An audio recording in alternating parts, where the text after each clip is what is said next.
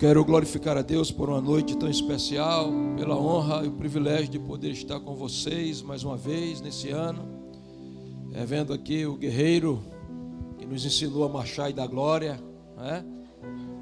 Pastor Adilson, sua família, essa igreja tão abençoada, tão especial, e para mim é um privilégio estar numa atmosfera tão sobrenatural, tão carregada da unção que tem sido gerada ao longo desses dias de jejum e de oração. Vamos abrir a palavra de Deus no Evangelho de João.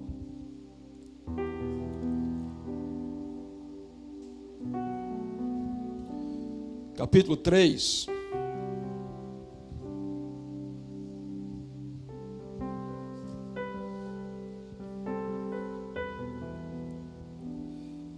Evangelho de João, capítulo 3, a partir do versículo 1.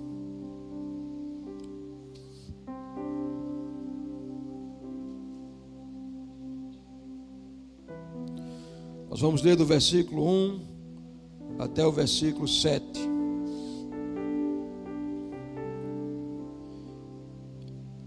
Vou esperar você encontrar a passagem.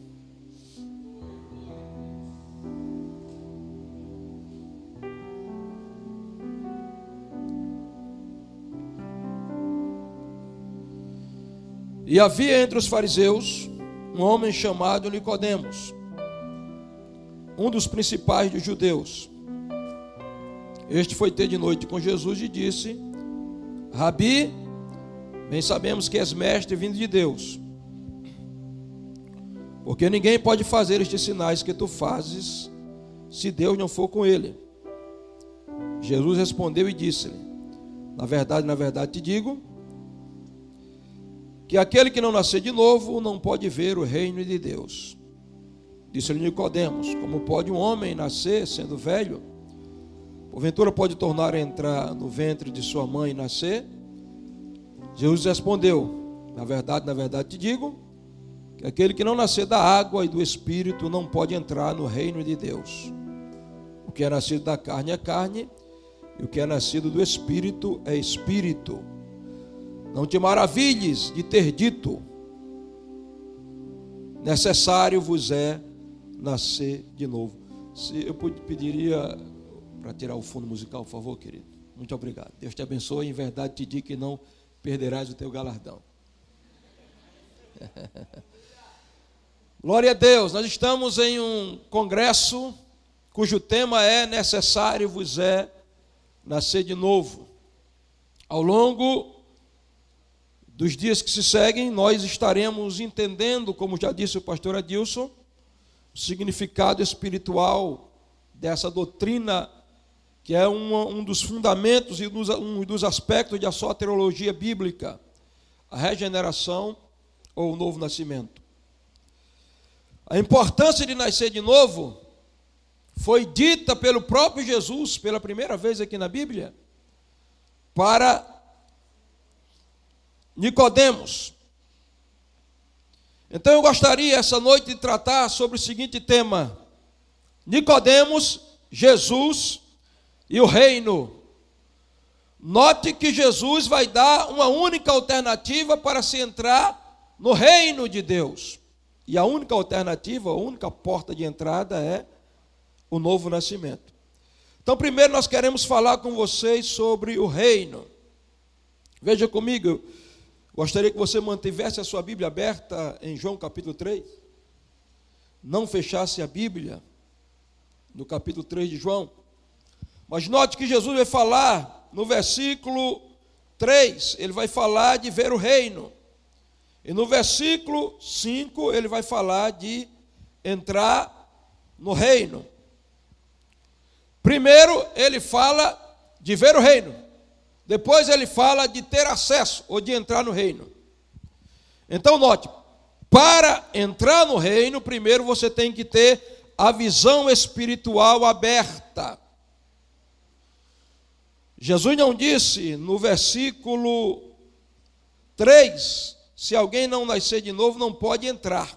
Ele vai dizer, vai falar sobre o acesso ao reino, no versículo 5, mas no versículo 3 ele fala de ver.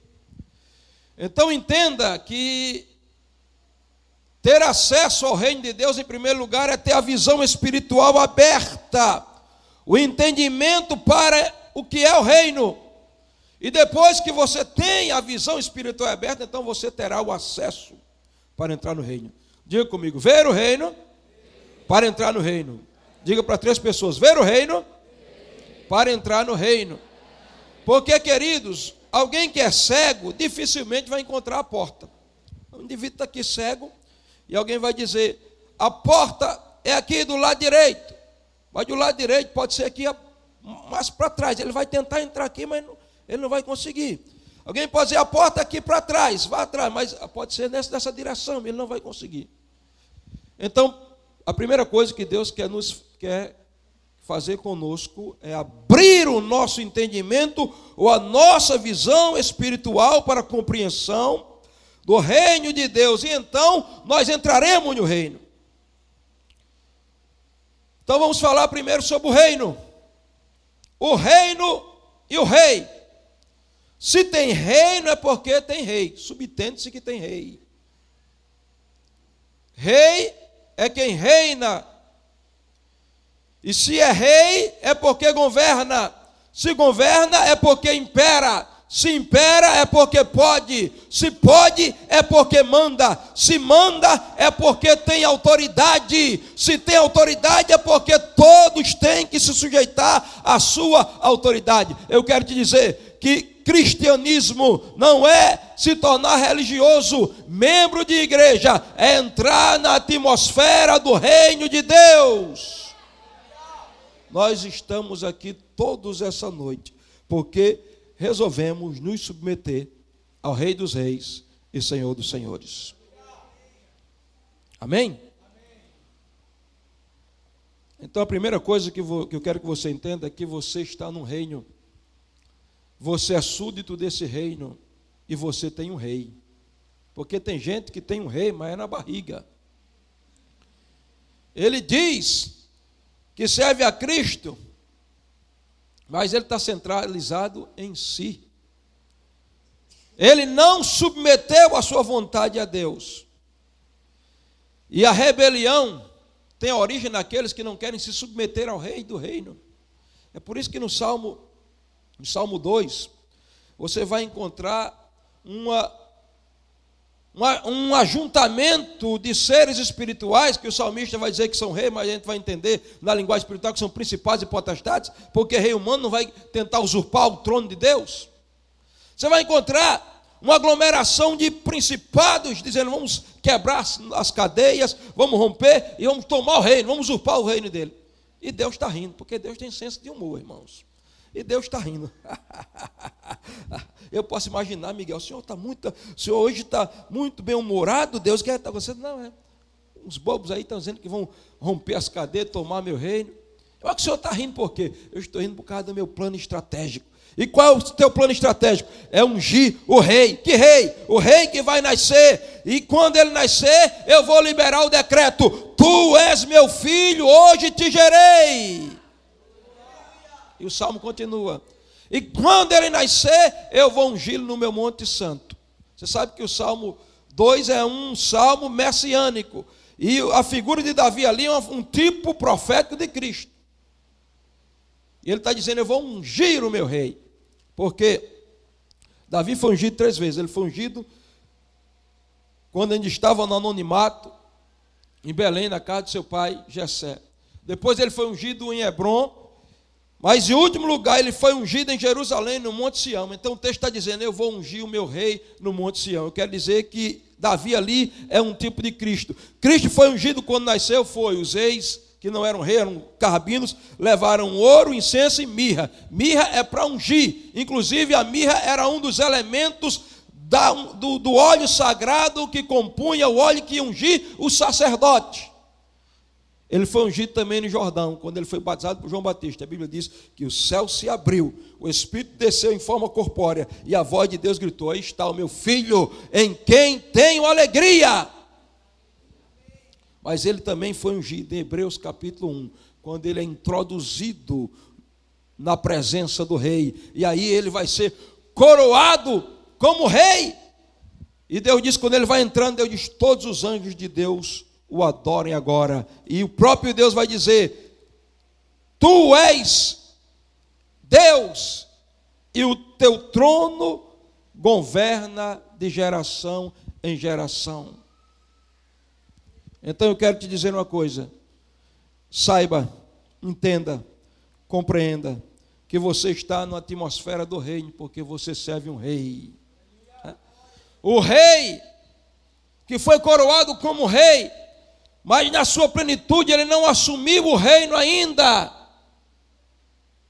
Mas ele colocou todos nós aqui para estender, para propagar a mensagem do reino, porque esse reino é um reino que se manifestará literalmente no milênio. Esse reino é um reino que já é real na atmosfera, na dimensão espiritual, mas esse reino está aí dentro de você. É por isso que Jesus disse que o reino de Deus, naquele tempo não vinha com aparência exterior, nem você ia dizer, olha aqui, porque o reino de Deus está dentro de cada um de nós. A atmosfera do reino. Então entenda, que esse rei foi desprezado por Pilatos. Quando Pilatos entrou de zombaria, disse, você é rei. E ele disse, eu para isso nasci, e para isso vim ao mundo. Ele entrou triunfantemente na cidade de Jerusalém, montado num jumentinho, e todo mundo, e o povo clamava. Eu acredito que Zaqueu, aquele camarada pequeno, dizia, aquele dali que vai montado naquele jumento ali, entrando em Jerusalém, foi aquele que entrou na minha casa e me transformou. Talvez Lázaro estava lá no meio dizendo, aquele dali, eu estava na sepultura, mas aquele que vai, aquele dali é o rei de Israel, porque ele me ressuscitou depois de 4 dias de morto. Mas muitos desprezaram, porque ele não vinha com a pompa de um faraó, de um Alexandre o Grande, montado no cavalo branco, ele vinha no jumentinho.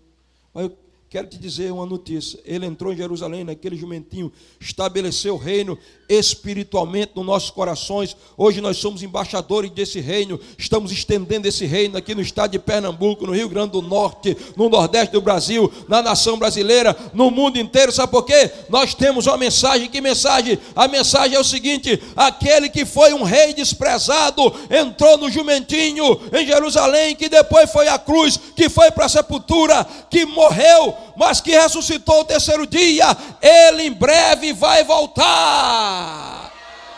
E no dia que ele voltar, João já viu em Apocalipse capítulo 19, ninguém vai dizer aquele dali entrando no jumentinho, que rei, que nada, rei jumentinho. Não, todos os que estiverem aqui na terra, porque a igreja terá sido arrebatada, vão levantar os olhos, e como João, eles vão dizer, João disse que viu, eu vi os céus abertos, e eis um cavalo branco, e o seu cavaleiro se chama Fiel e Verdadeiro, e julga e peleja com justiça, os seus rostos brilham como o sol, na sua cabeça muitos diademas, e na sua coxa, e no seu manto está escrito, Rei dos Reis, e Senhor dos Senhores.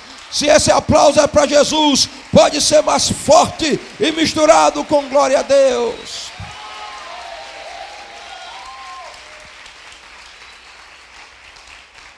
Você vai entender nesses dias de congresso que você nasceu de novo, ou se não nasceu daqui para terminar esse congresso, vai nascer para ter os seus olhos espirituais abertos e ver o reino de Deus, porque quando você enxergar o reino, você terá acesso à entrada no reino. E o que é o reino, pastor? Eu já disse para você, o reino se manifesta de 3 maneiras. É o reino do céu, que é também chamado reino de Deus. Então, ele está hoje governando no céu. Espiritualmente nós estamos vivendo na atmosfera desse reino. Esse reino está dentro de nós, literalmente em plenitude. Esse reino se manifestará quando Jesus vier e sentar lá no trono de Davi em Jerusalém. E a Bíblia diz que ele será rei sobre toda a terra, e a terra se encherá do conhecimento da glória do Senhor, como as águas cobrem o mar. E a Bíblia diz que nessa época até os animais vão perder a ferocidade. O menino mete a mão na cobra da cascavel, e a cascavel não fica imune, não injeta o seu veneno. O leão e o cordeiro vão comer juntos palha, até os animais carnívoros vão se tornar herbívoros, como era no começo, lá no Éden. Não haverá mal algum no monte da santidade do Senhor, e a terra vai se encher do conhecimento da glória do Senhor, como as águas cobrem o mar. Mas antes disso, precisamos aprender a viver os princípios desse reino. E quem deu a definição do reino de Deus foi nada mais, nada menos do que o maior teólogo da igreja cristã. O homem que sistematizou os evangelhos nas suas 13 cartas doutrinárias, o apóstolo São Paulo. E na carta aos Romanos, no capítulo 14 e versículo 17, ele vai dar a definição do reino. Porque está havendo uma briga lá com os irmãos de Roma, uma contenda, porque tem uns que eram vegetarianos, outros eram veganos, né? Vegano que diz, né? Que não come carne. E os que não comiam carne, eram vegetarianos, estavam condenando quem comia carne. E Paulo viu aquela confusão e disse: irmãos, se teu irmão não come, para Deus ele não come. Se ele come, para Deus ele come, se ele dá graça. Se ele é débil, só come verdura, então suporte o seu irmão. Se você é fraco, come carne, suporte o que só come verdura. E ele disse: sabe por quê? Não tente tirar ninguém do reino, ou colocar ninguém no reino por essas superficialidades aqui da terra, porque o reino de Deus não é comida, nem é bebida. O reino de Deus é 3 coisas: justiça, paz e alegria no Espírito Santo. Se você tem a justiça de Deus, a paz de Deus e a alegria do Espírito Santo no seu coração, você está vivendo pelo menos 3 princípios básicos do reino de Deus. Justiça, que justiça? Justiça humana? Não, a justiça humana anda com as suas pernas trôpegas aí há muito tempo. A justiça do reino é aquela justiça de Deus estabelecida no seu coração por uma palavra teológica e bíblica chamada justificação, que é uma palavra forense, um termo forense. Nós estávamos em um tribunal, irmãos. O juiz era Deus, o justo juiz. O promotor Satanás acusando-nos de nossos pecados. Eu e você, o réu, o veredito era culpados e condenação, mas apareceu um advogado de defesa chamado Jesus de Nazaré, Yeshua HaMashiach, que não somente julgou nossa causa, mas assumiu o nosso lugar e nos justificou. Então o reino de Deus é saber que a justiça de Deus foi implantada, na verdade foi executada em Cristo na cruz, quando ele morreu em nosso lugar. Para quê? Para que essa justiça seja imputada a mim e a você, e eu e você sejamos justificados, ou seja, inocentados, absolvidos. Então Deus olha para você hoje, não importa a cor, o tamanho, a gravidade do seu pecado, por causa da justiça de Deus executada em Cristo na cruz, os nossos pecados foram perdoados, e ele olha para você e diz: eu não vejo culpa em você. Para mim você nunca pecou, você é inocente, porque o reino de Deus é justiça. E essa justiça estabelece no nosso coração a paz. E essa paz excede todo entendimento. É por isso que em meio às guerras, pastor Adilson, a gente encontra paz, né? No dia, como é? Que excede todo entendimento, a paz de Deus. Se você já encontrou essa paz que você não encontra aí no mundo em droga, não encontra aí no mundo em bebida, não encontra aí no mundo em noitada. Na verdade, o homem vive uma crise de paz no seu coração, um vazio existencial, e o que ele quer é paz, e ele procura paz aí em tudo quanto o mundo oferece. Mas quando deita a cabeça no travesseiro, tem um furacão dentro dele, tem um vulcão de ansiedade. Mas se você está no reino, essa paz que excede todo entendimento, esse shalom, que é a completude de Deus no seu coração, lhe completa. Em meio às guerras, você vive em paz. Como diz aquela música, é assim que eu venço minhas guerras. Como, pastor? Adorando, minhas almas são louvor e adoração. Por quê? Porque eu estou em paz com Deus, eu estou em paz comigo, eu estou em paz com meus irmãos, eu só estou em guerra com Satanás, mas no que diz respeito à paz, eu estou seguindo a paz de Deus no meu coração e a santificação, sem a qual ninguém verá o Senhor. Paz. O reino de Deus é justiça e a paz, mas o reino de Deus é outra coisa que Paulo diz: alegria no Espírito Santo. Alegria no Espírito Santo. Se Deus é alegre, porque tem gente que Jesus nunca sorriu. Um dia alguém estava discutindo comigo: Jesus nunca sorriu porque a Bíblia diz só que ele chorou. Eu digo, meu irmão, Jesus não era doente, não. Ele não era depressivo, não. Jesus vivia cercado de crianças vinham para abençoar. Você acha que a criança vai ficar perto do cão, o cara sorrindo? Porque o fruto do Espírito é a alegria que o mundo não pode dar. Então entenda, você está no reino, esse reino é do Rei dos Reis, que governa a sua vida. Esse reino não é comida nem é bebida, mas é justiça, paz e alegria no Espírito Santo. Agora, Jesus mostrou a condição aqui, ó. O reino de Deus é para aqueles que nasceram de novo. Uma das palavras gregas para nascer de novo, um novo nascimento, é palinginésia, que quer dizer nascer do alto, ou quer dizer o Gênesis de volta. Então, receber o novo nascimento é ter o Gênesis de volta no seu coração. O que é o Gênesis de volta, pastor? O Gênesis de volta aí você vai para Gênesis capítulo 1. O Gênesis de volta é luz onde havia trevas. O Gênesis de volta é harmonia onde havia caos. O Gênesis de volta é autoridade de governar a terra, governar sobre répteis, sobre quadrúpedes e sobre animais, e só não governa sobre o homem, porque quem governa sobre o homem é Deus. O Gênesis de volta é a caricatura, a anomalia que o pecado fez na nossa vida, a caricatura do pecado sendo restaurado na imagem e semelhança de Deus. O Gênesis de volta é o Éden, é o jardim de volta no nosso coração. O Gênesis de volta é a porta do céu aberta e Deus na viração do dia vindo nos visitar novamente. Então olhe para o seu irmão e diga: você já nasceu de novo? Se você já nasceu, o Gênesis voltou para o seu coração. Agora, queridos, essas coisas, sobre o reino que Jesus conversou, ele conversou com um indivíduo chamado Nicodemos. Então deixa eu tratar com você sobre esse personagem. Quem era esse personagem? Nicodemos. Já vimos o reino, vamos ver Nicodemos. Porque Jesus podia ter falado sobre o novo nascimento explicitamente para Maria, Maria Madalena, que tinha 7 demônios. Ele podia ter falado explicitamente do novo nascimento para o ladrão da cruz, que era ladrão.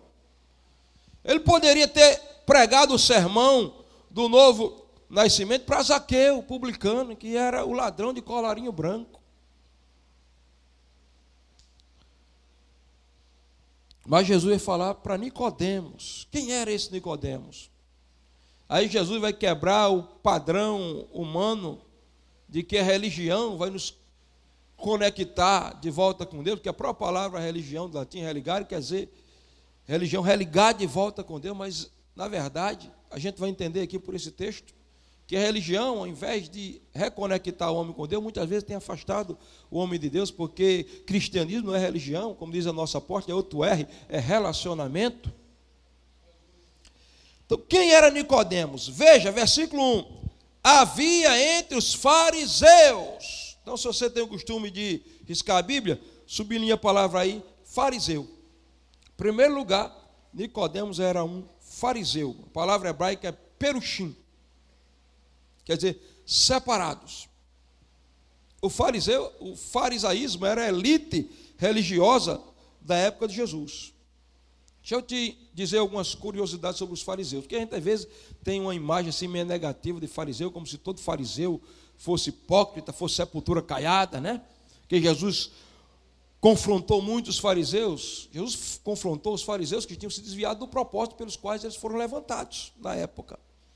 Os fariseus, eles começam ali, vêm do partido dos Hassidins, um grupo que procurava voltar às origens da palavra.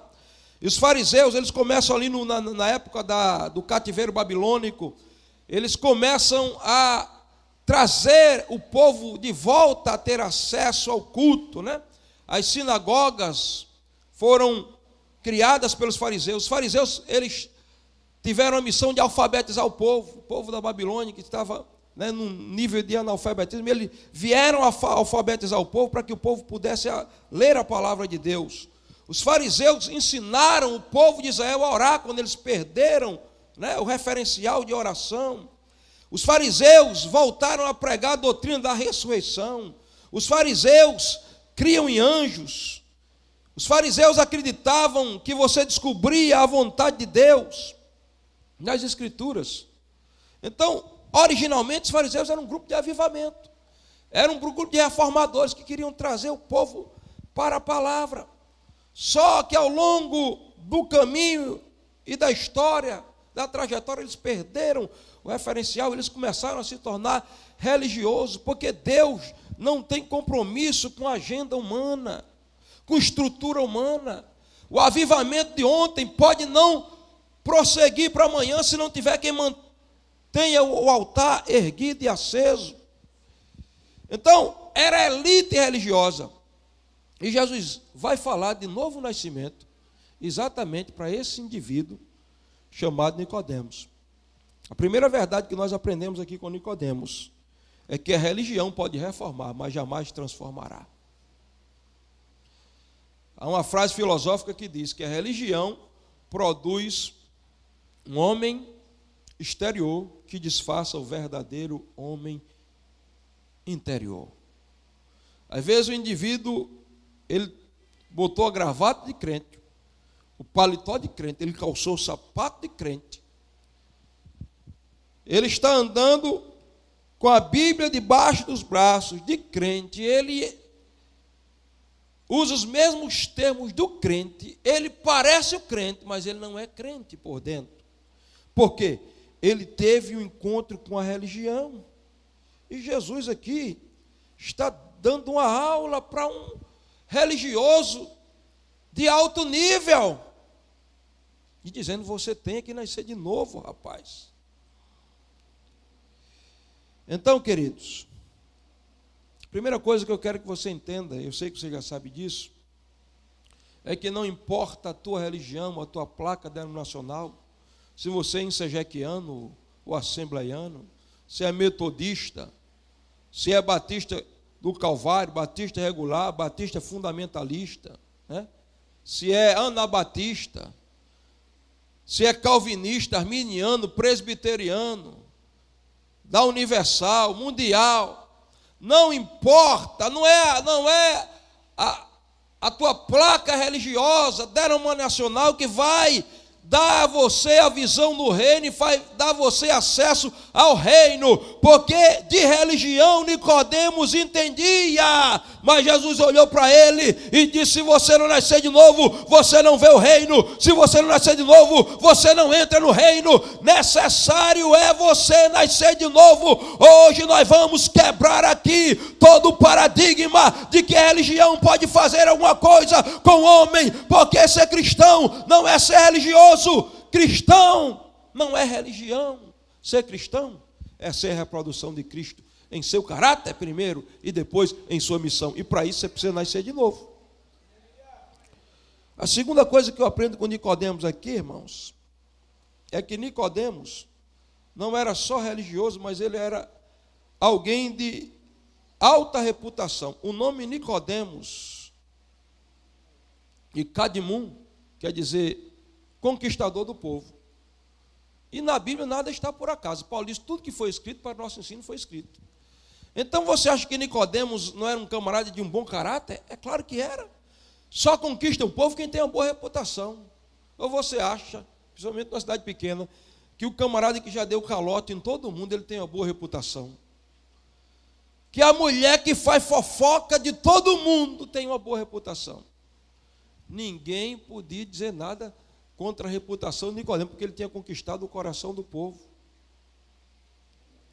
Então, a reputação humana não significa dizer que o indivíduo teve um encontro com Cristo e o transformou. É lógico que nós esperamos que alguém que teve um encontro com Cristo tenha uma boa reputação.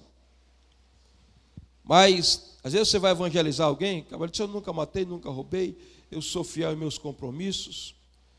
Ele está se auto-justificando. E sabe o que é que o profeta disse? As nossas melhores obras de justiça diante de Deus são como pano de chão, parafraseando aqui, que eu não vou dizer o original aqui para ninguém se escandalizar do que é trapo de imundície. Depois numa aula qualquer a gente diz, né? Pode ter alguém fraco aqui na fé que se escandalize. Mas depois você procura o contexto original, que é pano de imundícia, procura o que é imundícia na Bíblia. Pense na mulher hemorrágica, você, né, do fluxo de sangue, você vai saber o que é. Pronto, já dei a dica. Nossas maiores obras de justiça são como pano de imundícia diante de Deus. Eu não posso me justificar, não é a minha boa reputação. Porque, irmãos, você há de convir comigo que tem crentes que têm uma reputação inferior a muita gente que não conheceu Jesus ainda. Tem gente que não conheceu Jesus, que tem um caráter muito mais puro do que alguém que às vezes está na igreja. Mas a única coisa que Deus aceita como justiça para nos justificar é Cristo Jesus crucificado. Então, Nicodemos tinha religião, ele tinha boa reputação, mas Nicodemos tinha status. Note que o texto diz: havia entre os fariseus um homem chamado Nicodemos, um dos principais dos judeus. Nicodemos era um líder, ele fazia parte do Sinédrio. Sinédrio, alguns dizem que começou ali com Moisés, quando Jetro deu aquela instrução a Moisés para juntar aquele grupo para auxiliar eles, né? Sinédrio quer dizer Assembleia Sentada. Então o Sinédrio era o supremo tribunal eclesiástico dos judeus. Eles, quem dirigiam os destinos religiosos do povo. E Nicodemos era alguém de um alto nível de status. Ele fazia parte do Sinédrio, mas status também não quer dizer salvação, nem transformação, nem ser tocado pelo caráter de Cristo. Diz a história, no Talmud existe um chamado Nicodemum Becurion, que dizem, não sei se é esse Nicodemos, mas alguém acha que era esse, que ele era um homem muito rico, ele tinha muitas hospedarias ali em Jerusalém, e nas 3 festas de peregrinação, né, que era Páscoa, Pentecostes e Tabernáculo, ele lotava ali as suas hospedarias, porque havia muita gente, a cidade de Jerusalém ficava abarrotada, então ele era um homem de muitas posses e muito rico. Eu não sei se era esse Nicodemos aqui, alguém acredita que era, mas o que quer dizer é que ele tinha status. E em quarto lugar, irmãos, Nicodemos tinha teoria. Note aqui o que diz a Bíblia. Havia entre os fariseus, vamos chamar Nicodemos, um dos principais de judeus. Agora, no versículo 10, veja como é que Jesus chama Nicodemos. Jesus respondeu e disse: tu és mestre em Israel e não sabes disso. Nicodemos era um rabino. Mestre aqui, a palavra mestre é moré, professor, rabino. Então Nicodemos era teólogo, era professor de Bíblia. Nicodemos tinha passado pelas 3 fases da teologia judaica, que é o Beit Zefé, o Beit Talmud e o Beit Midrash. O que é isso? Beit Zefé. O menino começava com 6 anos de idade. E dos 6 aos 12 ele tinha que decorar toda a Torá, o Pentateuco. Tinha que decorar Gênesis, Êxodo, Levítico, Número e Deuteronômio. Depois ele ia para o Beit Talmud. A partir dos 10 ali aos 15, ele tinha que decorar, irmãos, de Gênesis a Malaquias, até ele chegar no Beit Midrash, ele se tornava um rabino. Então Nicodemos sabia o que é teoria, no que diz respeito à leitura bíblica, a estudo bíblico, porque a teologia é muito bom, mas não transforma ninguém se você não deixar ela transformar você. Teoria é teoria, prática é prática. Encontro com Cristo está além da teoria. É uma experiência pessoal. Nicodemos conhecia muito bem os 4 níveis de interpretação das Escrituras. O Peshat, que é o literal, o Ramés, que é o alegórico, o Daresh, que é o homilético, e o Sode, que é o espiritual místico. Ele conhecia tudo isso. Mas não impressionou Jesus com isso. E Jesus continuou dizendo: Nicodemos, você tem que nascer de novo. Então note comigo, Nicodemos tinha religião, ele tinha boa reputação, ele tinha status, ele tinha conhecimento teórico da Bíblia, mas Nicodemos não tinha uma coisa. Na verdade, não é uma coisa. Não podemos dizer uma coisa? Nicodemos não tinha Jesus, porque o texto está dizendo aqui, ó, versículo 2, este foi ter de noite com Jesus. Se foi ter, é porque não tinha. Então, eu quero te dizer, meu irmão, você pode ser o melhor aluno da escola de discipulado pastoral e ter o livro todo decorado. Você pode saber tudo de capacitação de destino. Você pode já saber tudo da escola de formação. E você é obrigado a saber, na verdade, com profundidade, é dessa igreja, porque nós sabemos que a palavra transforma, mas se você não deixar isso se tornar realidade prática na sua vida, você terá muita teoria, mas não terá experiência nenhuma. E aí, queridos, eu vou partir para o final da mensagem, dizendo que a Bíblia diz, aqui no versículo 2, este foi ter de noite com Jesus. Todo homem que tem tudo, mas não tem Jesus, não tem nada.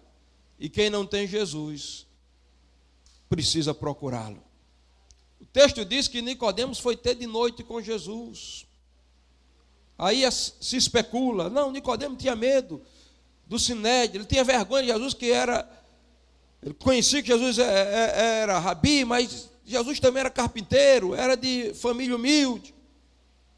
Eu não sei. Alguém diz, não, Nicodemos, porque ele tinha muitas hospedarias, então ele era muito ocupado, ele era um alto empresário. Então ele foi ter de noite com Jesus. Eu não sei. Alguém diz, não, Nicodemos queria ter uma conversa particular com Jesus, privativa, ele não queria, ele queria assim um tempo mais individual com Jesus. Eu não sei. Eu vou dizer uma coisa.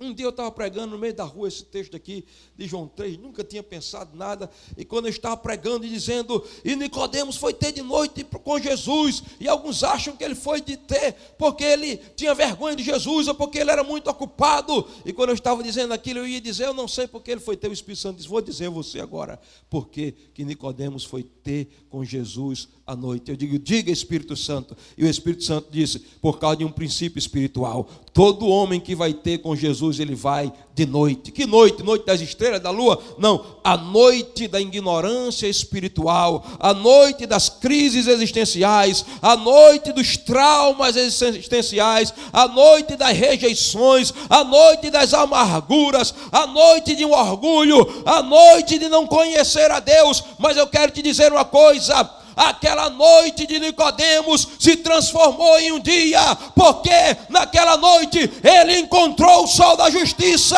que traz salvação debaixo das asas.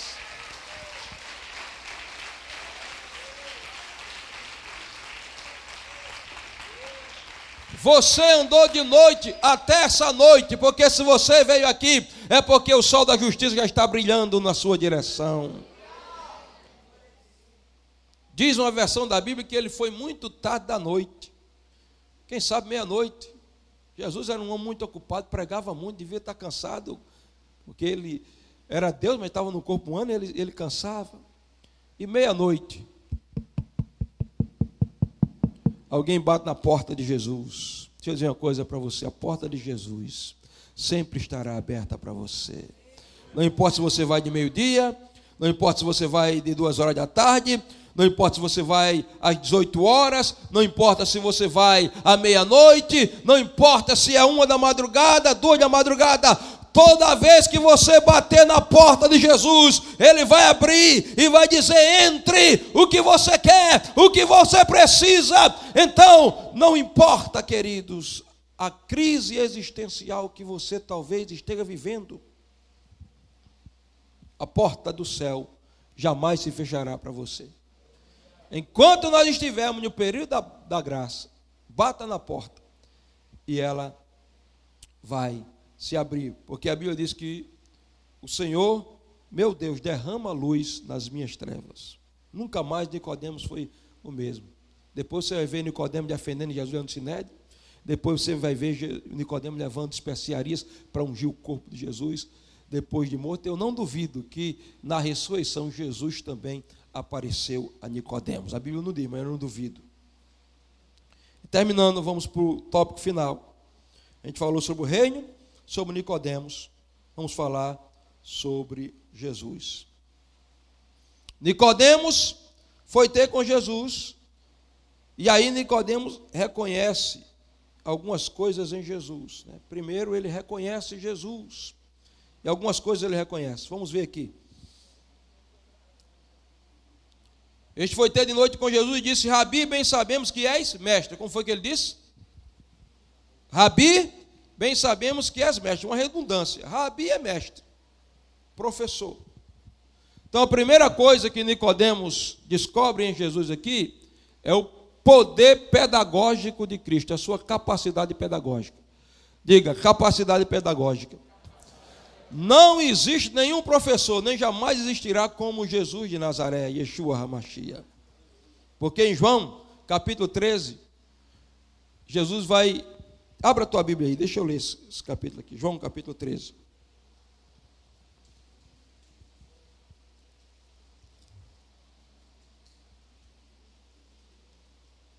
Verso 15.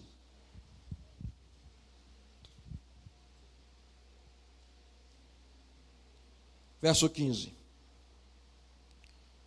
Porque eu vos dei exemplo para que, como eu fiz, façais vós também. Então, Jesus, em primeiro lugar, ensina pelo exemplo, queridos. Porque tem muito professor que é professor teórico. Ele dá uma aula, ele conhece tudo, o pastor Adilson. A escola de oração, tipo de oração, comunhão, princípio de fé, jejum e redenção no Brasil, né? Poder da intercessão, adoração e santidade, ele conhece tudo, ele ensina tudo, ensina o povo a orar, mas você não vê ele orando. Ele não ensina, ele ensina na teoria, mas não na prática. E deixa eu dizer uma coisa, aquele adaga é verdadeiro, as palavras podem convencer, mas é o exemplo quem arrasta.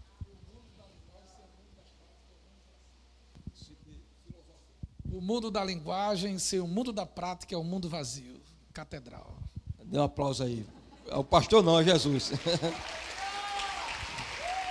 Aprendi mais um. Agora, querido, Jesus é exemplo. Jesus ensina o que em João 13? Primeiro, Jesus é exemplo, ele ensina pelo exemplo do amor. O texto diz aqui, ó. Versículo, a última parte aqui do versículo 1. Sabendo que era chegada a sua hora para sair deste mundo para o Pai, como havia amado os seus, amou-os até o fim. Jesus é um exemplo de amor. Amanhã a gente vai aprender, eu vou já adiantar um pouquinho, que uma das provas do indivíduo que nasceu de novo, pastor, disso é que ele ama o irmão. O texto diz aqui que Jesus, tendo amado os seus, amou-os até o fim. Exemplo de amor, tem maior exemplo de amor do que Jesus? O amor que Paulo vai falar em Efésios 3, das dimensões desse amor. Ele diz a altura desse amor de Cristo, desse amor de Deus. Que altura? Fez ele descer 7 degraus na escala da humilhação para se tornar homem.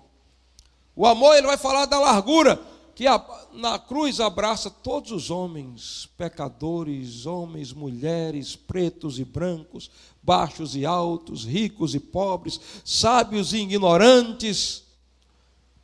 O amor que Paulo vai falar do cumprimento desse amor, que alcança as partes mais longínquas da terra. O amor que Paulo diz, fala da profundidade desse amor, que foi até o inferno e morreu a nossa morte espiritual, mas ressuscitou ao terceiro dia para nos levar a estar sentado nas alturas celestiais.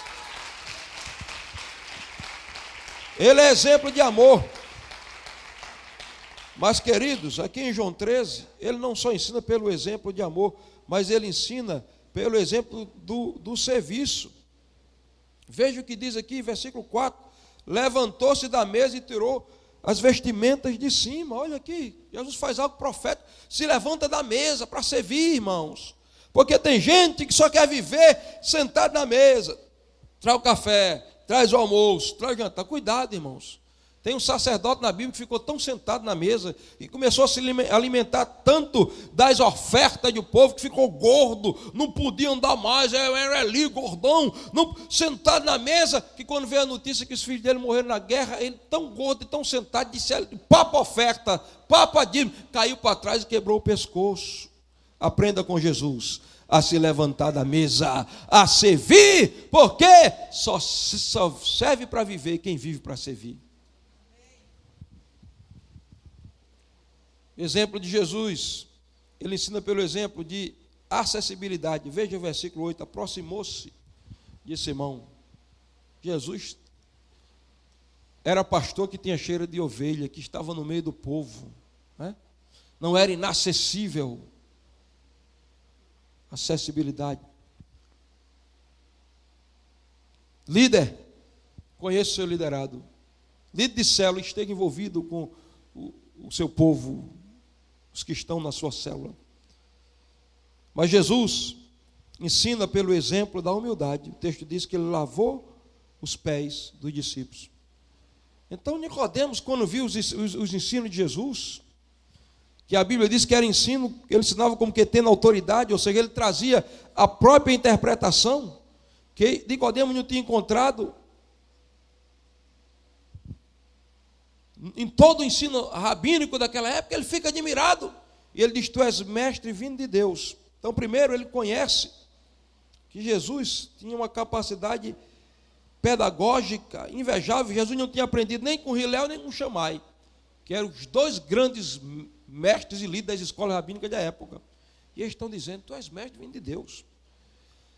Aí ele descobre também, ou ele reconhece a origem divina de Jesus. Veja o que ele diz: tu és mestre vindo de Deus. Vindo de Deus. Porque, irmãos, não foi Abraão que enviou Jesus, não foi Moisés. Moisés profetizou.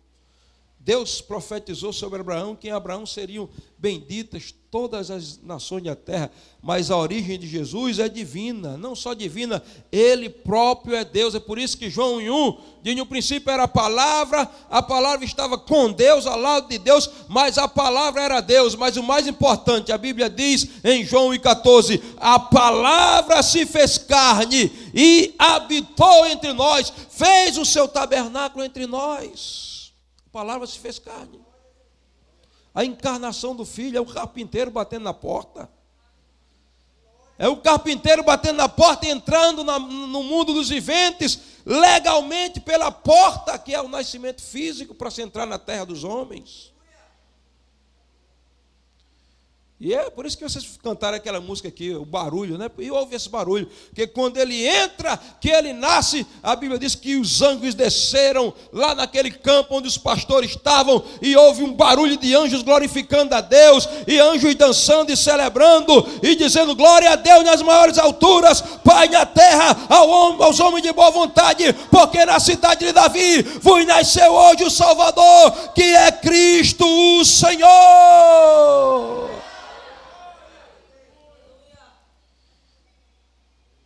Nicodemos reconheceu em Jesus o poder sobrenatural. Tu és mestre vindo de Deus, porque ninguém pode fazer esses sinais que tu fazes se Deus não for com ele. Que sinais? Os sinais que o próprio Nicodemos presenciou, que está em João capítulo 2, verso 23. Estando eles em Jerusalém pela Páscoa, durante a festa, muitos, vendo os sinais que fazia, creram nele. Nicodemos presenciou. Jesus purifica o templo, que eu não tenho tempo para contar os detalhes, vira a mesa dos cambistas, e os sacerdotes lá, os fariseus: com que autoridade você faz isso? O que você acha que é? Eu vou mostrar já. Vem cá, você é paralítico? Solta a muleta. Glória a Deus, estou andando. Vem cá, traga esse cego aqui, em nome de Jesus, receba a visão. Os olhos se abriram. Essa aqui é a autoridade com que eu faço isso aqui. Nicodemos viu aquilo, ficou impressionado. Queridos, Deus é um Deus de sinais. Cristo exerceu o seu ministério com sinais, por isso esses sinais estão na igreja. Amém? Eu estava naquela época que nós fomos ungir as casas, né? A apóstola deu aquele comando, ela ungiu todas as casas, né? Com sangue. o vinho, né, e o azeite, representando o sangue do Cordeiro. E eu estava na casa de um irmão, um líder da igreja, Charles, e um ambiente de muita unção ali, a gente ungindo. Tinha um filho dele, Jonatas David, que ele tinha um olho, que o médico disse: vamos tratar do olho esquerdo, que o olho direito não tem mais jeito. Ele só via aquele buraco ali, aquelas coisas escuras, não enxergava mais nada. E o médico disse: não tem mais jeito. E naquele dia a gente estava lá ungindo a casa, ele lá, e nós fomos tomados pela unção de Deus, e nós ungimos, oramos por ele. Resultado, a visão dele começou a se abrir, e ele começou a enxergar novamente. E hoje ele vê dos dois olhos, um olho que estava perdido. Por quê? É porque tem poder em mim? Não, irmãos, é porque ninguém pode fazer os sinais que Jesus fazia se Deus não for com ele. E esses sinais estão em mim, estão em você, estão em nós. Sabe por quê? Jesus disse: aquele que crê em mim fará as obras que eu faço, e maiores do que essas fará, porque eu vou para o meu Pai. Estava num culto um dia lá na igreja, uma unção poderosa, e de repente as pessoas começaram a cair, um rapaz caiu lá no chão e começou a gritar de maneira escandalosa, e gritando. Aí Gorete disse: vai acalmar ele um pouquinho lá, porque está muito escandaloso. Eu digo: não, deixa ele ter a experiência dele com Deus. E quando terminou aquele mover, ele se levantou, disse, chorando, e pediu o microfone: eu preciso dizer uma coisa para você. Eu fiz uma cirurgia nesse ouvido aqui, e eu ouvia muito pouco desse ouvido aqui, mas agora o ouvido se abriu, eu estou ouvindo perfeitamente. Nicodemos olhou para Jesus e disse: Jesus, eu vi quando o Senhor abriu os olhos daquele cego, quando o Senhor fez aquele paralítico andar, eu vi quando o Senhor tocou naquele leproso e o corpo dele foi purificado, eu vi quando o Senhor ressuscitou aquele morto. Ninguém pode fazer esses sinais que tu fazes se Deus não for com ele. Estes sinais autenticam que tu vieste de Deus, mas acima de tudo, que Deus está contigo. Vamos ficar de pé. Deus está contigo.